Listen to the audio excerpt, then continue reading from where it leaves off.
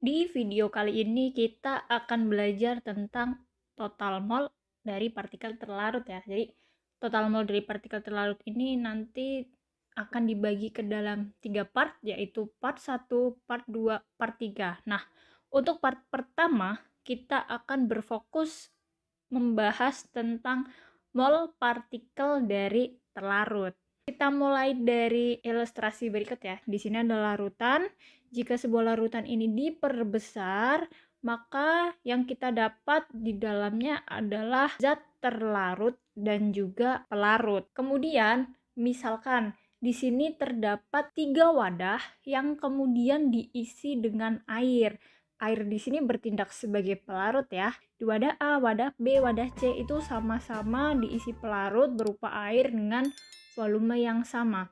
Kemudian pada wadah A ditambahkan asam cuka atau CH3COH sebanyak 0,1 mol. Kemudian pada wadah B diisi dengan NaCl 0,1 mol. Pada wadah C diisi dengan C6H12O6 atau gula ya, sebesar 0,1 mol. Oke, pertanyaannya, apakah saat terbentuk larutan, jumlah mol partikel ketiga senyawa yang sudah dilarutkan itu sama dengan mol awal atau lebih besar? Untuk menjawab pertanyaan ini, bisa kita tinjau dari proses ionisasinya atau penguraian dari zat terlarut, di mana hal ini tuh berhubungan sangat erat dengan mol total dari partikel terlarut. Yang pertama, NaCl atau garam dapur ya, 0,1 mol. Jika terionisasi, NaCl dalam larutan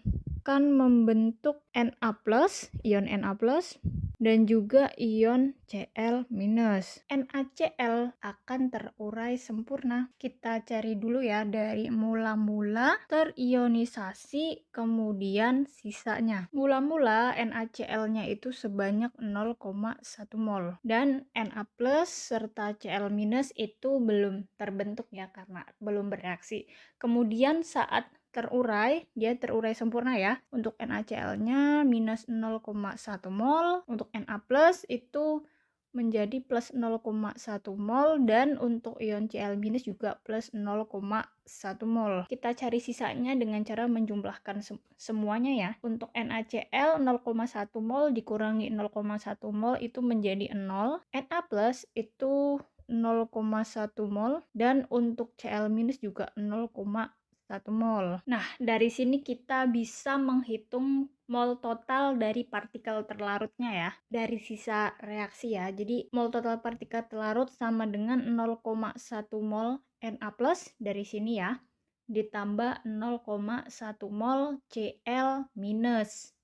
Nah, dari sini kita bisa mendapatkan mol total partikel pelarutnya sebanyak 0,2 mol. Ternyata kita mendapatkan mol total partikel terlarutnya itu lebih besar dari mol awal. Hal ini terjadi karena proses ionisasinya. Kemudian yang kedua, CH3COOH sebanyak 0,1 mol. Karena ini asam lemah, maka dia harus punya Ka dan dia itu reaksinya bolak-balik ya. Perbedaan dengan NaCl tadi, CH3COOH ini kan masuk asam lemah dan dia itu terurai sebagian. Mula-mula CH3COOH sebanyak 0,1 mol. Ini masih 0 karena belum bereaksi.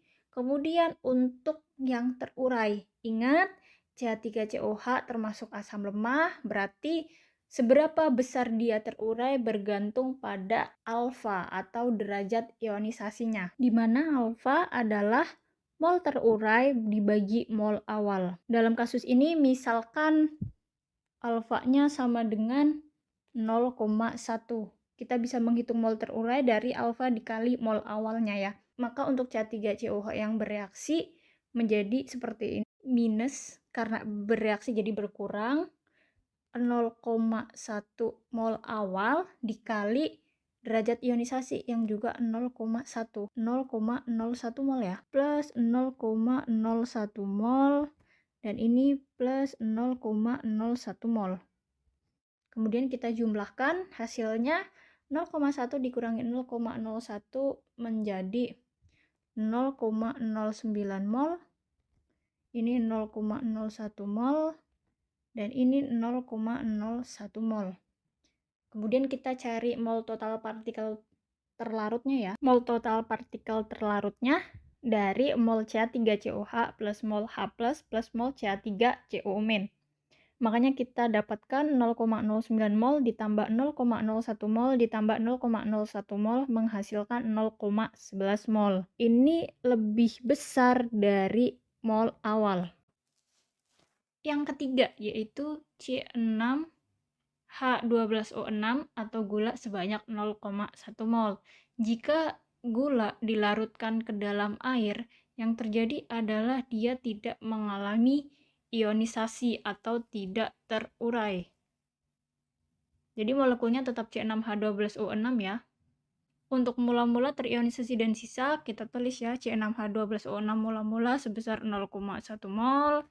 Ini 0, karena dia tidak terionisasi makanya dia ini 0, dan untuk sisanya 0,1 mol, dan ininya 0. Sehingga untuk mol total partikel terlarutnya adalah sama dengan mol C6H12O6, yaitu 0,1 mol yang sama dengan mol awal. Nah, dari uraian tadi kita dapat kesimpulan ya. Jadi ini ada NaCl, C3COH, dan C6H12O6, di mana mol awalnya sama-sama 0,1 mol dari ketiga senyawa tersebut. Dan mol total yang terbentuk setelah reaksi terjadi untuk NaCl itu 0,2 mol, yang mana dia lebih besar dari mol awal. Untuk C3COH dia itu 0,11 mol, yang mana juga lebih besar dari mol awal. Dan untuk C6H12O6 dia 0,1 mol, yang artinya sama dengan mol awal. Dimana kalau untuk NaCl, dia termasuk dalam larutan elektrolit kuat.